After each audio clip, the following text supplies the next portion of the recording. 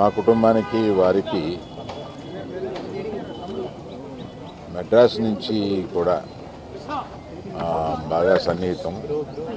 మేము సుమారుగా 35-40 సంవత్సరాలు వినపడుతుందమ్మా 35-40 సంవత్సరాల నుంచి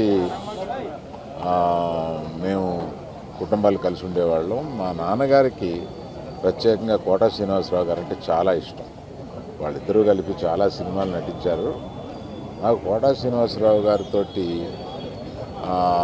ప్రొఫెషనల్ సాన్నిహిత్యం ఎప్పటి నుంచి అంటే రౌడీ అల్లుడులో చాలా మంచి పాత్ర చేశారు ఆయన.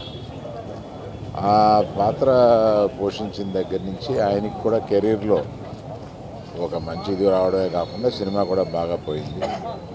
ఆయనతో ఇప్పుడు చాలా టైం గడిపేవాళ్ళం. ఆయనతో టైం గడిపితే తెలియదు. చాలా సరదాగా చాలా చలుక్తులు వేసి చాలా బాగా మాట్లాడతారు ఆయన. అటువంటి మా కుటుంబానికి సన్నిహితుడు.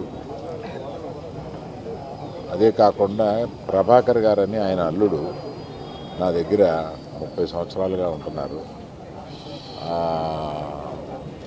అది ఒక బంధం మాకు. అప్పుడప్పుడు ఈయన గురించి అడుగుతూ ఉంటారు. ఇవన్నీ కాకుండా వారి పర్సనాలిటీని మర్చిపోలేం. ఎప్పుడు ఆయనతోటి I look forward to spend time with. అటువంటి ఆయన ఇవాళ లేరు. ఆయన కుటుంబానికి నా ప్రగాఢ సానుభూతి తెలియజేస్తున్నాను.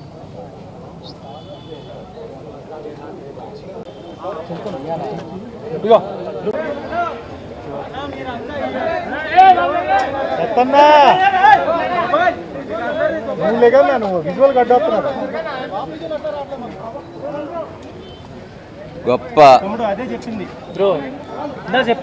రెడీయా గొప్ప ఆర్టిస్ట్ని, గొప్ప వ్యక్తిని, మంచివాడిని,